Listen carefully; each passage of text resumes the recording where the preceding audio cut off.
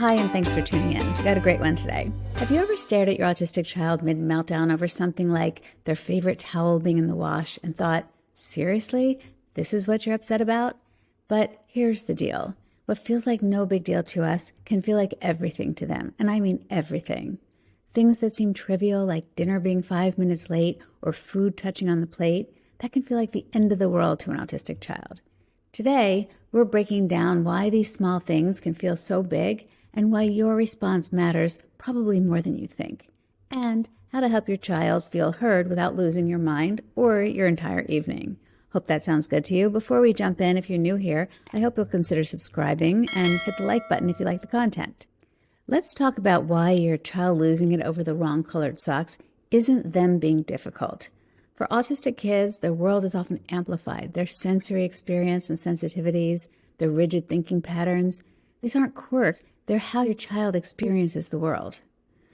Let's use an example that you might relate to personally. Say you wait in line at the drive-thru at your favorite coffee shop, and you just can't wait for that first cup of coffee. You pull through, you drive out, you take your first sip, and you realize, oh no, it's hazelnut, and you hate hazelnut. And now you're thinking, what do I do? Do I drink this anyway? Do I go back through the line?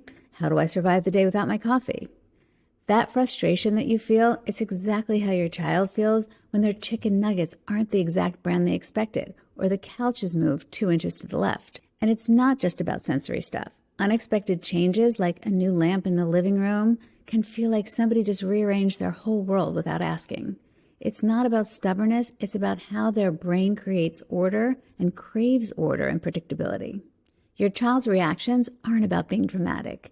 It's about how they're navigating the world the best way they can in a world that often feels chaotic and overwhelming for them. When we really understand and embrace that, we can show up in a way that truly helps them.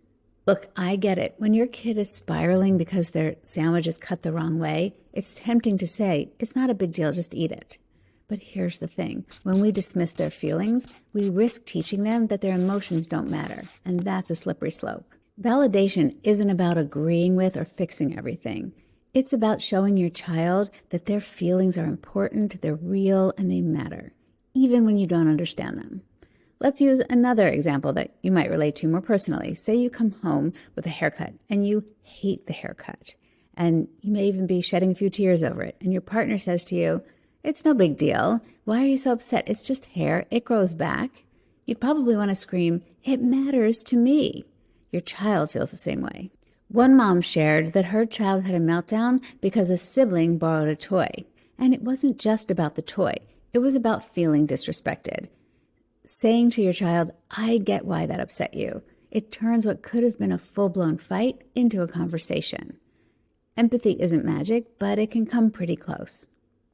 Let's jump into some practical strategies. So how do you handle these moments without feeling like you're walking on eggshells? Here are some practical strategies that won't make you lose your cool. First, anticipate triggers and communicate. If you know something's going to be a problem, like fixing something in their room, say, give them a heads up. Say, "I need to fix the curtain in your room, so I'm going to need to take it down, do some work on it, but I will put it back up and do my best to make it the way it was." It's incredible how much smoother things go when kids feel prepared instead of ambushed. Second, involve them in problem solving. Let's say your child insists that their desk chair is all wrong. Instead of rushing out to buy a new one, you can say, "I get that this chair isn't working for you. Let's figure out why and what we can do about it. Maybe we add a cushion, maybe we adjust the height, we swap it with another chair in the house." Now that they're part of the solution, you're modeling problem solving without blowing your budget. Third, you want to validate first and solve second. When your child is spiraling, lead with empathy. For example, if they're losing it because dinner is 5 minutes late, it can be so tempting to say, "Stop complaining, it's only 5 minutes." Or, "I'm doing the best I can because you're stressed too. That's why dinner's 5 minutes late." But instead, you can say, "I know you expected dinner at 6 o'clock and it's hard when things don't go the way you expected." You don't need to fix it immediately. You just need to acknowledge their feelings. And validation sometimes can diffuse it so you can actually work on solving the problem. Fourth, normalize their perspective. Sometimes kids just need to know that they're not alone. You can say, "A lot of people don't like it when their food touches." That's totally okay. It's amazing how grounding it is for kids to hear, "You're not weird, you're not alone." The goal isn't to fix everything perfectly. It's to help your child feel seen and heard and understood while teaching them to navigate their emotions. And here's why dismissing your child's concern might seem like the fastest way to end the meltdown, saying it's no big deal. But in the long run, there is a cost.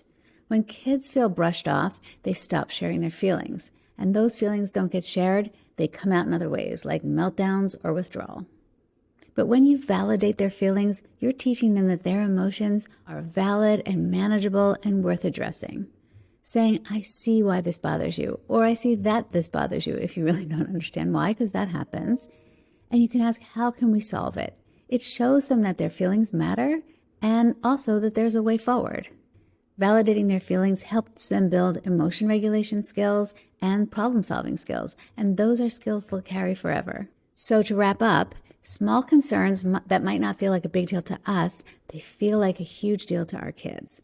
By validating their feelings, preparing them for changes, and involving them in solutions, we're not just helping them cope, we're building trust and resilience. And remember, you don't have to fix everything. The most important thing is for your child to know that they are seen, that they are heard, and that they are supported. What's something that your child struggled with that felt small to you? I'd love if you'd share your stories in the comments. If this video is helpful, I hope you'll hit like and subscribe if you haven't yet, and I'll see you in the next one.